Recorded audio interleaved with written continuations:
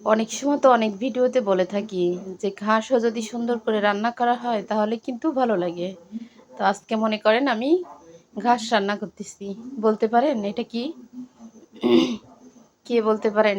একটু কমেন্ট করে বলেন তো কে খাইছেন এই ভাজিটা আর কে চিনতে পারলেন?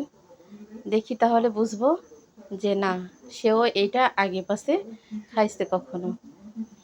তো যাক, বলবো কি বলবো না, আচ্ছা ঠিক আছে পরে বলি। সবাই একটু দেখে ভাইবে বলেন যে এটা কি। ঘাস হলে তো আরেকটু সবুজ হতো তাই না?